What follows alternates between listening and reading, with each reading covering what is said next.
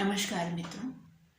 आज हम UP TET, Bihar TET, Rajasthan, Haryana TET और टीजीटी, पीजीटी है ना, एच टेट है ना, जो भी संस्कृत की जो टीजीटी और पीजीटी स्तर की जो भी परीक्षाएं होती हैं उन सब में, और इसके अलावा भी बहुत सारे परीक्षाओं में काम आने वाली जो आज से हम ये प्रारंभ करने जा रहे हैं, ये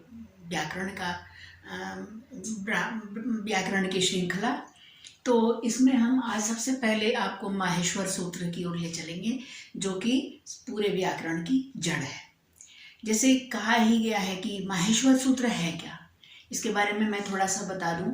तो कहते हैं कि भगवान शिव जो हैं, महेश्वर जो हैं, वो अपने नृत्य के अवसान पर नृत्य कर रहे थे, और उसके जब वो समाप्त हुआ तो उसके बाद उन्होंने 14 बार डमरू बजाया, और उन 14 बार की जो ध्वनियाँ थी डमरू की, उससे महर्षि पाणिनि जो स्वयं तपस्या में लीन थे, उनको अनेक प्रकार के स्वरों का, व्यंजनों का एक समूह जो है, उनको ऐसा प्रतीत हुआ कि उन ध्वनियों से ये जो है स्वर निकल रहे हैं।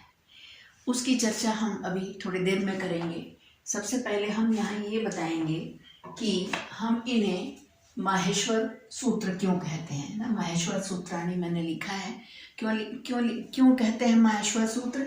क्योंकि महेश्वरात आगतानि इति माहेश्वराणी, क्योंकि ये सूत्र जो है महेश्वर से आए हुए, उन्हीं के द्वारा प्रदत्त हैं, तो इसलिए उनको माहेश्वर सूत्र कहा गया। अब हम कहेंगे कि यहाँ पे ठीक है, ये समझ में आ गया कि इन्हें महेश्वरात आगतानि इति माहेश्वराणी, महेश्वर से आए हुए हैं, महेश्वर के द्वारा प्रदत्त हैं। पर इनको सूत्र क्यों कहा गया है ना? तो सूत्र का मतलब यह है कि संक्षिप्त। सूत्र का अर्थ है संक्षिप्त।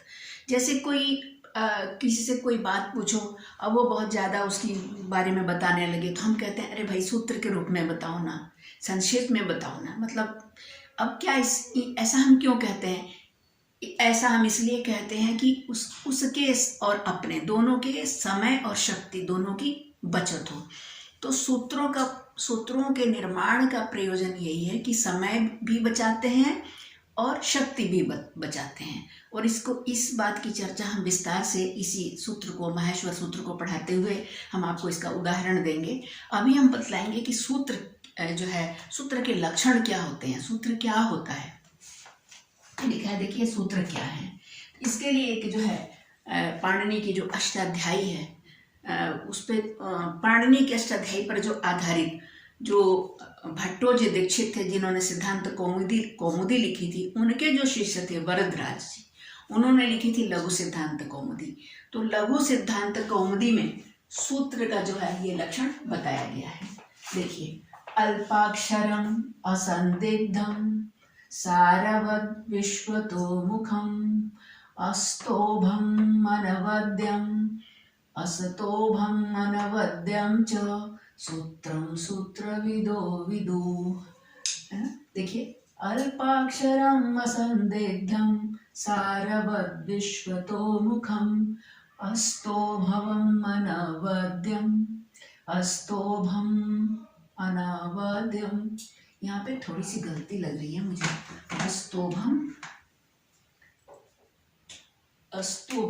होना चाहिए, तब आएगा अस्तोभम नवद्यम च सूत्रम सूत्रविदो विदु। सूत्रम सूत्रविदो विदु कहने का मतलब ये है कि सूत्र जो है कैसे कैसे होने चाहिए, है ना। उन्हें सूत्र क्यों कहते हैं? सीधे सीधे हम कहें तो इसका मतलब ये कि सूत्र उन्हें क्यों कहते हैं?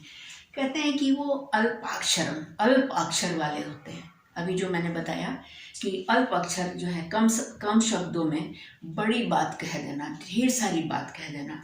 अगर हम हिंदी साहित्य की ओर इधर इशारा करें तो हमें याद आ रहा है बिहारी कि वो गागर में सागर भर देते थे। तो जैसे वो कम शब्दों में बहुत बड़ी बात कह देते थे, ठीक वही बात संस्कृत में हम कहते हैं कि सूत्र रूप में, है ना। तो देखिए, उसकी सूत्र की सबसे पहली विशेषता है अल्पाक्षरम। ये अल्पाक्षरम सबसे पहले वो कम शब्दों वाला, ठीक है।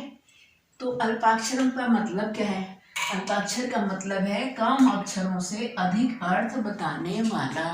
तो शब्द से ही स्पष्ट हो रहा है अल्प अक्षर वाला हो, छोटा हो। ये ना हो कि पूरी एक लाइन का सूत्र हो, है ना, इसको सूत्र नहीं कहेंगे हम, है ना। ये 2 लाइन की जो है सूत्र चला जा रहा है, ऐसा नहीं होता। छोटे छोटे जैसे जैसे साइंस में जो है फार्मूले होते हैं, उसी तरह। और असंदिग्धम दूसरी विशेषता है सूत्र की, वो असंदिग्ध हो, अर्थात उस पर कोई शक न हो। वो इतना सॉलिड हो, वो इतना सत्य हो कि उस पर किसी को भी कोई संदेह नहीं कि ये सूत्र ऐसा कह रहा है तो ऐसा होगा भी या नहीं, ऐसा कुछ नहीं। वो जब सूत्र में जो बात कह दी गई वो एकदम एकदम आइए सही मार्क समझ लीजिए। तो वो असंदिग्ध हो, है ना, संदेह रहित विषय की प्रस्तुति करे। जो भी विषय, जो भी बात वो कहना चाहता है उसमें किसी को भी कोई संदेह ना हो। तीसरा है सारवत, जिसमें संक्षेप में सब बात कह दी गई। वही बात घुमा फिरा के एक तरह से है कि सारवत हो, उसका सार हो। जैसे दूध का सार जो है दही, दही का सार जो है मक्खन, और मक्खन का भी जो सार होता है, मक्खन को भी पिघला के अंत में जो मिलता है घी। तो जैसे दूध का सार घी है, इसी तरह से जो है ना सभी बातों का सार जो है सूत्र रूप में होता है। छोटे से शब्द में वो अपने आप में इतना पर्याप्त होता है कि वो ढेर सारी विशेषताएं अपने में लिए हुए। तो उसी में से एक विशेषता ये भी है सारवत, ठीक है। और इसके बाद एक ये है, और क्या उसका लक्षण है? विश्वतोमुखम। उसकी चौथी विशेषता है कि वो आवश्यक सभी जगहों पर प्रयुक्त होने की उसकी प्रवृत्ति हो। प्रवृत्ति का मतलब उसका स्वभाव। उस सूत्र की ताकत कह सकते हैं, उस सूत्र की ताकत ऐसी हो कि सभी आवश्यक जगहों पर वो अपना अधिकार रख ले, उसकी प्रवृत्ति हो। अस्तोभम, अस्तोभम का अर्थ है त्रुटि रहित हो, है ना। कुछ ऐसा ना हो कि उसमें दोष हो, अव्याप्ति, अतिव्याप्ति, जैसे कोई ऐसी बात जो कि जो है जहाँ लागू होना चाहिए वहाँ नहीं हो, है ना, और जहाँ नहीं होना चाहिए वहाँ हो जाए, और या उसका पूरा विस्तार ना हो ना। वो सूत्र जो है मतलब अपनी व्यापकता न रखता हो, है ना। तो इसलिए उसको कहा है विश्वतोमुखम। विश्वतोमुखम मतलब सब जहाँ जहाँ उसका अधिकार क्षेत्र है वहाँ तक वो आज़ादी से आ जा सके, सूत्र का अर्थ है ये। विश्वतोमुखम का ये अर्थ है। उसके बाद है अस्तोभम, त्रुटि रहित। त्रुटि रहित मतलब उसमें कोई गलती ना हो, कोई दोष ना हो। और अनवद्यम, अनवद्यम का अर्थ है अनिंदनीय। अनिंदनीय मतलब जिसकी कोई निंदा न करे, अर्थात वही बात है कि उसमें कोई दोष न निकाले, है ना, तो वो अनिंदनीय है। मतलब सूत्र अपने आप में इतना ठोस, इतना सॉलिड, अपने आप में इतना प्रामाणिक हो कि कोई उसमें कोई दोष ना निकाल सके। तो ये कितनी विशेषताएं हो गई देखिए सूत्र की। एक तो है अल्पाक्षरम, है ना, असंदिग्धम 2, सारवत 3, और विश्वतोमुखम, सारवत विश्वतोमुखम 4, और अस्तोभम और अनवद्यम, है ना, 5 और 6। ये तो 6 विशेषताएं जो हैं सूत्र की यहाँ पे गिनाई गई हैं। अल्पाक्षरम, असंदिग्धम, सारवत, विश्वतोमुखम, अस्तोभम और अनवद्यम, ठीक है ना। सूत्र तो अगर पूछ दे कि सूत्र किसे कहते हैं, या सूत्र में इन्हीं में से कुछ और शब्दों को मिला के दे दें कि इनमें से किसको नहीं कहते, तो आपको पहचान होना चाहिए कि सूत्र की ये विशेषताएं हैं। वो अल्पाक्षर हो, वो असंदिग्ध हो, वो सारवत हो, वो विश्वतोमुखम हो, अस्तोभम हो और अनवद्यम हो, ठीक है ना। तो इतनी बात उसमें होनी चाहिए। अब कहते हैं सूत्र के प्रकार। सूत्र कितने प्रकार के होते हैं, है ना, सूत्र कितने प्रकार के होते हैं। तो सूत्र जो है पाणिनि की अष्टाध्यायी में और ऊपर सिद्धांत कौमुदी में और सभी जगह जो भी व्याकरण की पुस्तकें हैं उनमें सूत्र जो है, सूत्र के प्रकारों की जो है एक श्लोक मिलता है ना। सूत्र जो है कितने प्रकार के होते हैं इस श्लोक में बताया गया है। देखिए, संज्ञा च परिभाषा च विधि नियम एव च अतिदेशो अधिकारश्च षड्विधम सूत्र लक्षण। और सूत्र का भी लक्षण है, कितने प्रकार का है? सूत्र के षड्विधम लक्षणम, षड्विधम सूत्र लक्षणम। सूत्र के 6 प्रकार के लक्षण है, 6 लक्षण है। मतलब ये कि सूत्र जो है कितने प्रकार का होता है ये बताना है इसमें। तो देखिए, सूत्र है संज्ञा च परिभाषा च। संज्ञा सूत्र होते हैं, परिभाषा सूत्र होते हैं, विधि बताने वाले होते हैं सूत्र, नियम बताने वाले होते हैं, अतिदेश जो है सूत्र होते हैं, और अधिकार सूत्र होते हैं। तो यही 6 हैं, है ना। संज्ञा सूत्र, परिभाषा सूत्र, विधि सूत्र, नियम सूत्र, अतिदेश सूत्र और अधिकार। और अधिकार में ही एक उसका पक्ष है अनुवृत्ति, है ना। तो ये 6 प्रकार के सूत्र होते हैं। अब संज्ञा सूत्र कौन से हैं? तो संज्ञा सूत्रों में संज्ञा सूत्र का उदाहरण है वृद्धि रेचि, है ना। वृद्धि रेचि। अब कारक में हम पढ़ाते हैं जैसे अदेंग गुण, अतेंग को गुण कहते हैं, जहाँ पे ये कहते हैं वो कहते हैं, है ना। ऐसी जहाँ पे आए इसकी ये संज्ञा हो जाती है, इसकी जैसे कारक में इसकी अपादान संज्ञा हो जाती है ना। अगर एक ध्रुवम अपाए अपादानम, है ना, कि स्थिर वस्तु से जब दूसरी वस्तु अलग होती है तो जो स्थिर वस्तु होती है उसकी अपादान संज्ञा हो जाती है। तो ये संज्ञा सूत्र जो है कारक में, प्रत्ययों में, है ना, आगम में, सब जगह जो है प्रयुक्त होते हैं। तो यहाँ पे मैंने एक उदाहरण दिया है, जैसे वृद्धि रादेज, अदेंग गुण, इको गुण वृद्धि, है ना। ये सारे जो है संज्ञा सूत्र हैं और ये संज्ञा प्रकरण में ही आते भी हैं, है ना। ठीक है। दूसरा है परिभाषा सूत्र। परिभाषा सूत्र वो है कि नियम न रहने पर भी नियम किया जाए।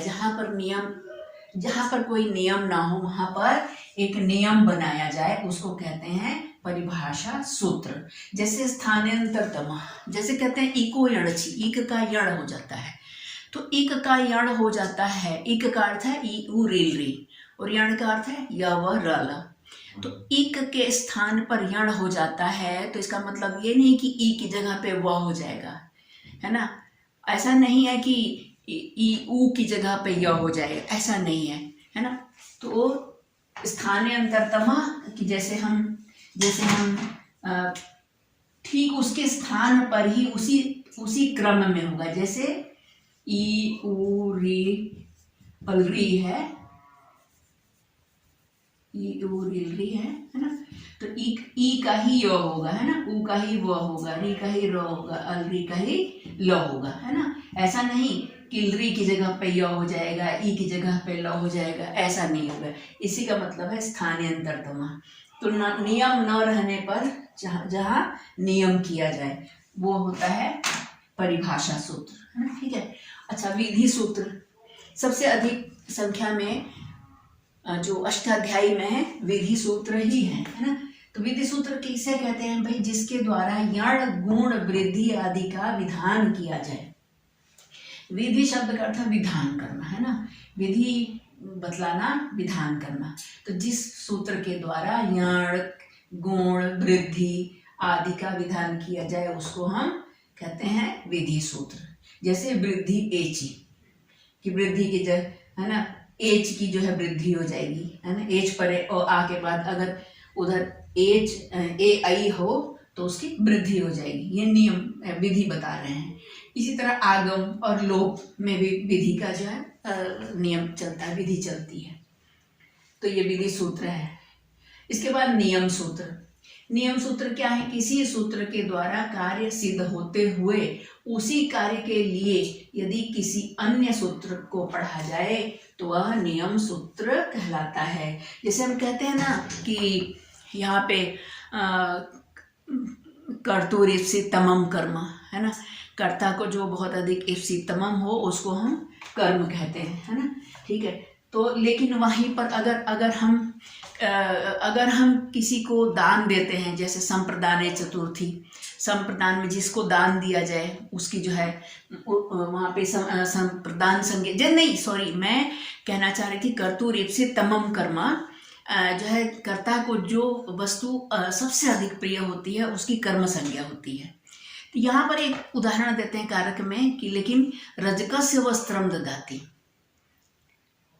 कि यहाँ पर अब रजक को भी कपड़े तो लेने हैं, कपड़े धोने हैं, है ना, कपड़े लेने हैं, लेकिन वो हमेशा के लिए नहीं लेने हैं, है ना। तो वहाँ पे षष्ठी विभक्ति लग जाती है, वहाँ पे रजकाय नहीं होता है ना। तो वहाँ पे जो है वहाँ पे नियम बतला रहे हैं कि नहीं, वहाँ पे तो षष्ठी लगेगी, वहाँ पे चतुर्थी और संप्रदान नहीं होगा, क्योंकि कपड़े जो है रजक को हमेशा के लिए नहीं दिए जाते हैं।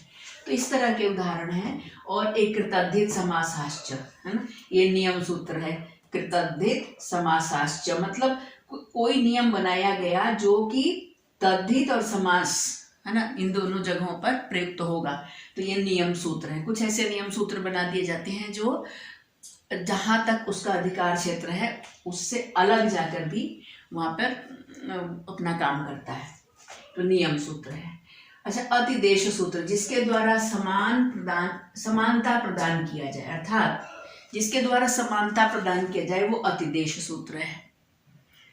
मतलब जैसे कि जो शिष्य नहीं हो उसे गुरु के तुल्य मान लिया जाए, है ना। जो शिष्य नहीं हो उसको गुरु के तुल्य मान लिया जाए, क्योंकि वो शिष्य जो है उस समय गुरु का कार्य कर रहा है। और इसके उदाहरण है अंतादिवच्च, गौतोड़ित आदि, इस प्रकार के उदाहरण हैं। इसके बाद है अधिकार, और इसके बाद अनुवृत्ति भी मैं आपको बताऊंगी कि उसको क्या कहते हैं। अधिकार को के अंतर्गत ही आती है अनुवृत्ति, थोड़ा सा अंतर होता है दोनों में। देखिए, एक स्थान पर प्राप्त का अन्यत्र व्यापार ही अधिकार होता है। जैसे एक स्थान पर कोई नियम लग रहा है, लेकिन वही नियम अगली जगह भी आगे जाकर भी लगेगा, है ना, उसको कहते हैं अधिकार। अर्थात जो अपने क्षेत्र में कोई कार्य नहीं करते, अपने वो ऐसे जो सूत्र जो अपने क्षेत्र में भले ना काम करता हो लेकिन वो दूसरे के घर में जाके अधिकार जरूर जताएगा, उसको कहते हैं अधिकार क्षेत्र, है ना। तो चलिए अब हम माहेश्वर सूत्रों की का अध्ययन कर लेते हैं। बीच में थोड़ा डिस्टर्ब हो गया था, कोई आ गया था, तो अब चलिए अब हम आगे बढ़ते हैं। हाँ, देखिए, अब ये लघु सिद्धांत कौमुदी में जो संज्ञा प्रकरण है उसके अंतर्गत ही ये माहेश्वर सूत्र जो है दिए गए हैं। तो हम इसका पहले उच्चारण करते हैं और आप भी करिए। अयुड रिल रिक एओं अयौच हयवर टलण यमगणनम जवय घडदश जव गडदश कफ छ ठ थ चट कपय शक्सर हल। कपय में हलन छूट गया है। कपय शक्सर हल अयुण रिल रिक एओं अयौच हयवर टलण यमगणनम जवय गडदश जव गडदश खफ छ ठ थ चट कपय शक्सर हल। कहते हैं ना, शास्त्र सुचिंतित पुनि पुनि देखिए, भूप सुसेवित वश नहीं लेखिए, है ना। तो वही बात है, यहाँ पर कितना भी आप ध्यान से लिखो तो कोई ना कोई जो है कहीं ना कहीं असावधानता आ ही जाती है। अब हमने इसको जब 2 बार पढ़ा तो हमें 2-3 जगह हलंत नहीं लगा हुआ था, उसका हमें पता चला। आप भी जब भी कुछ लिखें, परीक्षा में लिखें, इंसान है ना, टीचर हो चाहे स्टूडेंट हो, सब इंसान है और उनसे जो है गलतियों की संभावना रहती है। तो जो भी आप लिखें ना, मैं अपने अनुभव से कहती हूँ उसको दोहराएं जरूर। परीक्षा में भी इतना समय बाद में ज़रूर रखें कि उसको एक बार ज़रूर दोहराएं, कुछ ना कुछ इम्पोर्टेंट बात कहीं ना कहीं छूट ही जाती है। तो चलिए अब हम इसको पढ़ते हैं। कि पढ़ लिया हमने, अब देखिए, अब कहते हैं कि इति माहेश्वराणि सूत्राणि, ये जो माहेश्वर सूत्र हैं, है ना, तो ये किस लिए है। कोई कहे कि हम क्यों पढ़ें माहेश्वर सूत्र, तो कहते हैं कि मतलब प्रयोजन, किसी भी कार्य का कोई ना कोई प्रयोजन जरूर होता है। और जब इतना बड़ा ग्रंथ लिखा जा रहा है ना, लघु सिद्धांत कौमुदी पाणिनि अष्टाध्यायी, सिद्धांत कौमुदी, तो उसका तो निश्चित ही प्रयोजन होगा। ठीक है, तो देखिए लिखा है इति माहेश्वराणि सूत्राणि अनादि संज्ञार्थानि। इसको माहेश्वर सूत्र कहा गया है, इसे हम पहले इसकी चर्चा कर चुके हैं। तो कहते हैं कि ये जो माहेश्वर सूत्र हैं ये अण आदि संज्ञाओं के लिए हैं। मतलब अण आदि संज्ञा का अर्थ है यहाँ प्रत्याहार। अण आदि जो प्रत्याहार हैं उनको बनाने के लिए ही ये माहेश्वर सूत्र जो है लिखे गए हैं। कहते हैं एषाम अन्त्य इतः, और जो इनका अंतिम वर्ण है, ये अंतिम वर्ण सभी सूत्रों का जो हलंत वाले जो वर्ण हैं ये जो है इनको हम इत कहते हैं। देखिए आई औच में भी विसर्ग, ये सॉरी हलंत छूटा है। तो ये जो इनके जो अंतिम है, इन माहेश्वर सूत्रों के जो अंतिम वर्ण हैं वो एषाम अन्त्या इत, ये इत है, इत संज्ञक है, मतलब इनको इत कहा जाएगा। लेकिन कहते हैं हकारादिश्वकार उच्चारणार्थ। कहते हैं कि ये तो चलो ये हलंत है ना, सब ये हलंत है और इत संज्ञक है, लेकिन ये जो हकार है, हकार का मतलब ह य व र है ना, ल य म ग, ये सारे ज भ ग ढ ध ज ब ग ड द, इनमें जो अकार हैं वो किस लिए हैं? क्योंकि व्यंजन तो अपने आप में तो वो बिना स्वर के ही होते हैं ना मूल रूप में। जब उनमें स्वर लगते हैं तभी उनका उच्चारण हो सकता है। अस्वर वे हैं जो स्वयं राजन्ते इति स्वरा, जिनका उच्चारण करने के लिए किसी अन्य की आवश्यकता ना पड़े, वे स्वर। और जो व्यंजन होते हैं उन्हें जो है हमेशा वे स्वर की सहायता से ही बोले जाते हैं। तो कहते हैं यहाँ पे हकार आदि हो य आदि, ये जो भी पूरे ये जो व्यंजन लिखे हैं इनमें जो अ है वो किस लिए है? तो वो कहते हैं कि ये तो सिर्फ उच्चारण के लिए, हकारादि स्वकार उच्चारणार्थ। हकार आदि में जो अ है, जो अकार है वो केवल उच्चारण, क्योंकि बिना स्वर के उन व्यंजनों का उच्चारण किया ही नहीं जा सकता, तो इसलिए वो केवल उच्चारण के लिए है। लेकिन कहते हैं कि लण मध्य तु इत संज्ञक, लेकिन ये जो लण है, ये जो सूत्र है, इसमें ये तो देखिए हलंत है, इत संज्ञक है। लौ में जो अ है वो इत संज्ञक है, और उसका इसमें जो अ है वो केवल उच्चारण के लिए है। लेकिन इस ल की भी इत संज्ञा होगी। लण मध्य मतलब लण के ल और ण के बीच में जो अ है वो तो इत संज्ञक है। तू इत संज्ञक का हुआ तो इत संज्ञक है, उस इत संज्ञा की जाएगी समय आने पर। ठीक है, अब कहते हैं कि हलंत्यम, माने ये जो इन सूत्रों का जो अंतिम वर्ण, अंतिम जो हल है, हल का अर्थ है संपूर्ण व्यंजन, है ना। तो ये जो अंत में जो सब में जो हल है ना, इसका जो अंतिम है ना, वो इत संज्ञक है। ठीक है, और यहाँ अब इसकी व्याख्या की जा रही है, उपदेशे अंत्यम हल इत स्यात्।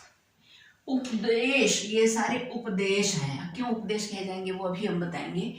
इन उपदेशों के, उपदेशे अंत्यम, उपदेशों के अंत में, ये है उपदेशों के अंत में जो हल है ना, जो हल है वो इत संज्ञक है, उनकी भी इत संज्ञा होगी। मतलब अभी जो सब ये सारे हल ही है ना, सब हल का मतलब है, हल का मतलब व्यंजन, जितने भी व्यंजन है और उनमें हलंत लगा हुआ है वो सारे जो है इत संज्ञक है, उनकी इत संज्ञा है। ठीक है, कहते हैं उपदेशे अंत्यम हल इत स्यात्। समझ में आ गया? तो कहते हैं तो फिर उपदेश क्या है, उपदेश किसको कहते हैं? अभी तो मैंने बता दी ये सब उपदेश हैं, लेकिन मैं ऐसे कहने से ये कोई परिभाषा तो है नहीं है, मैंने आपको ऐसे ही सामने समझा दिया। तो कहते हैं उपदेश क्या है? उपदेश आद्योच्चारण। उपदेश जो है आद्य माने जो आदि में जो वैयाकरण हुए और उनमें भी महर्षि पाणिनि, कात्यायन और पतंजलि, ये त्रय मुनि, ये जो मुनि त्रय हैं, इनका जो इन्होंने जिस वर्ण का जिस प्रकार से पहले उच्चारण कर दिया है ना, वही जो है वही आद्य उच्चारण बन गया। और आद्य माने प्रथमता, सबसे पहले, और जो जैसे जैसा उच्चारण उन्होंने कर दिया है ना, उसे उपदेश मान लिया गया कि हाँ चलिए ये गुरु का उपदेश है, जैसे है वो गुरु परंपरा से आगे भी वैसे ही चलता रहा, तो उसको उपदेश कहा गया है ना।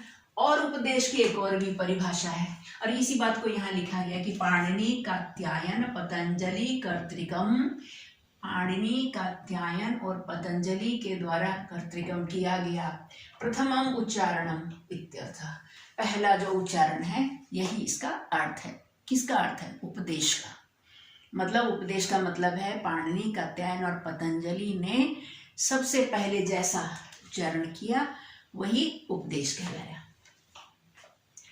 और उपदेश की एक और भी परिभाषा, और भी किनको, इन्होंने, इन्हीं तीन मुनियों ने, इनका भी जैसा जैसा अभी बताएंगे ये क्या क्या है, इनका जैसे उच्चारण कर दिया गया और वो सब उपदेश हो गए। क्या क्या वो उपदेश हो गए? देखिए, धातु सूत्र गणोणादि वाच्यलिंगानुशासनम आगम प्रत्ययादेशा उपदेशा प्रकीर्तिता। कहा कि धातु, जो भी धातुएं उन्होंने बता दी, जो भी धातुएं उन्होंने पढ़ दी, जो सूत्र उन्होंने पढ़, धातु सूत्र गण, और गण जो है भवादि गण वगैरह बहुत सारे गण हैं, और उनके अंतर्गत आने वाले शब्द हैं, शब्दों को कई गणों में बांटा गया है, तो भवादि धातुओं को कई गणों में बांटा गया है, तो गण भी, और गण उणादि, गणोणादि बना है, तो गण और उणादि है ना, और वाच्य और लिंग, अनुशासन, ये सारे जो हैं, देखिए धातु सूत्र गण 3, 4, 5, 6 और 7, अनुशासन, ये सारे जो है उपदेश कहे गए। धातु सूत्र गणोणादि वाच्यलिंगा अनुशासनम आगम प्रत्ययादेशा उपदेशा प्रकृतिता, इन सब को उपदेश कहा गया। धातु सूत्र गण उणादि है ना, उणादि, वाच्य, लिंग, अनुशासन, और यहाँ छूट गया आगम और प्रत्यय, आदेश, आगम, प्रत्यय और आदेश, ये 3 शब्द छूटे हैं।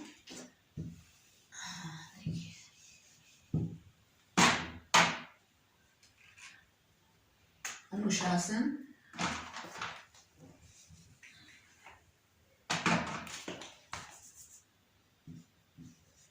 आगम, आगमों को भी उपदेश कहा गया, और प्रत्ययों को, प्रत्यय, आगम, प्रत्यय और आदेश, आगम, प्रत्यय और आदेश, इन सब को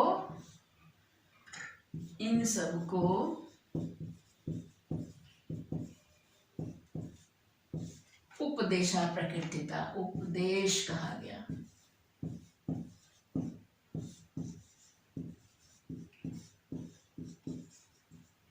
भाव ये है कि इन तीनों का जो वैयाकरण है, पाणिनि, कात्यायन और पतंजलि, इन्होंने जिस प्रकार से धातुओं का, सूत्रों का, गणों का, उणादि का, वाच्य, लिंग, अनुशासन, आगम, प्रत्यय और आदेश, इन सब के बारे में जो भी बातें बताई, जैसे इनका उच्चारण किया है ना, जो भी इनको जो है इनका जिस प्रकार से निर्माण किया और उनका उच्चारण किया, उन सबको जो है उपदेश कहा गया।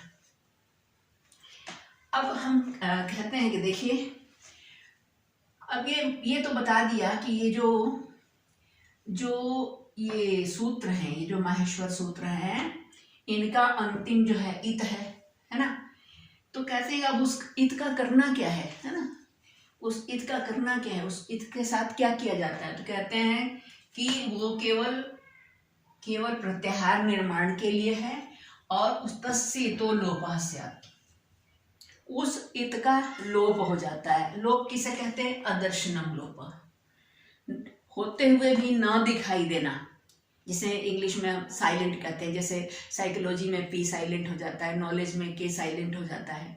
तो उसी प्रकार से यहाँ पर जो है वो इत संज्ञा होती है, और इत संज्ञा लेकिन यहाँ लास्ट में होती है, लास्ट वाले वर्ण की होती है। और जिनकी इत संज्ञा होती है ना, उस इत माने माहेश्वर सूत्रों में जो अंतिम हल है उसकी इत संज्ञा हो जाती है। और फिर क्या होता है? तस्येतो लोप, तस्य इतः लोप, उस इत का तस्येतो लोप, इस सूत्र से उस इत का लोप हो जाता है। मतलब होते हुए भी हम उसको देखते नहीं है, है ना। अदर्शनम लोप, लोप किसको कहते हैं? न दिखाई देना, मतलब होते हुए भी न दिखाई देने को हम कहते हैं लोप हो जाना। अदर्शनम लोप, न दिखलाई देना लोप है, ठीक है। तो इस प्रकार अब कहते हैं अणादयो अणाद्यर्थ। अब कहते हैं कि ये है किस लिए? ये जो ये माहेश्वर सूत्रों में ड़ आदि, णादयों का मतलब है ण क ङ च ट ण, ये सब ये और आदि और इस तरह के अंतिम जितने भी इत हैं वो किस लिए हैं? तो कहते हैं णादयः ण आदि जो है अणाद्यर्थ, अण आदि प्रत्याहारों की सिद्धि के लिए है। क्योंकि अगर ये न हो, है ना, तो अब प्रत्याहार बनते कैसे हैं कि पहला अभी ये बताएंगे तरीका। लेकिन अगर ये न और ये क ङ च ये सब न हो तो प्रत्याहार निर्माण ही नहीं होगा। क्यों नहीं होगा? क्योंकि प्रत्याहार बनता कैसे अभी हम बताएंगे इसको, पर पहले हम ये देख लेते हैं कि प्रत्याहार कहते किसको है। तो इसके लिए प्रत्याहार क्या है, इसका जो एक परिभाषा है, लक्षण है, प्रत्याह्रियन्ते संक्षिप्यन्ते वर्णा यत्र स्वप्रत्याहार। अर्थात जहां पर वर्णों या पदों को का संक्षेपीकरण करते हैं, यहाँ पर का होना चाहिए, का संक्षेपीकरण करते हैं उसे प्रत्याहार कहते हैं। अर्थात संक्षेप में, है ना, तमाम, जैसे मान लीजिए ये है, उदाहरण देते हैं यहाँ पे देखिए, जैसे अयुण है, ये अयुण है ना, इतना ना बोल के हम सिर्फ पहला अक्षर और ये अंतिम वाला ले लेंगे और कहेंगे अण, और अण का मतलब होगा अ ई उ, ठीक है। तो अब ऐसे समझ में, लेकिन बोलने के लिए ये जो अंतिम इत है, इत वर्ण है ना, इत संज्ञक वर्ण है, उनकी आवश्यकता है। क्यों? क्योंकि अ ड ना हो तो खाली अ प्रत्याहार तो नहीं होगा। प्रत्याहार एक इस तरह का, आप समझ लीजिए ब्रैकेट, अगर ब्रैकेट लगाते हैं तो एक दोनों तरफ से लगाते हैं ना, कोई ऐसा तो ना, कोई कहीं पे कोई ब्रैकेट नहीं होता ना कि एक तरफ ब्रैकेट लगा दिया दूसरी तरफ खाली, ऐसा तो नहीं होता।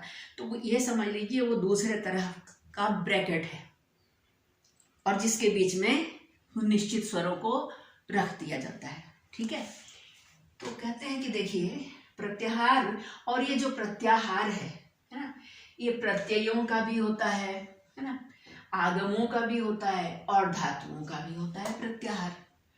जैसे यहाँ पे मैं लिख नहीं रही हूँ, बता रही हूँ सिर्फ कि जैसे जो 21 प्रत्यय होते हैं जो शब्द रूपों में लगते हैं, सु औ जस आदि, है ना, सु औ जस टिप तस जी, ये सब जो प्रत्यय है 21 प्रत्यय है ना, तो उनको भी हम सिर्फ पहला अक्षर, जैसे राम हमें सु लगा है, वहां से लेके और लास्ट में जो सप्तमी विभक्ति का लास्ट में है ना, तिप तस जी, ऐसा मुझे ध्यान नहीं आ रहा, अंत में सुप प आता है उसमें, तो उसको पहले प्रथमा विभक्ति एक वचन में सु और लास्ट वाला जो प आता है उसको मिला दिया सुप।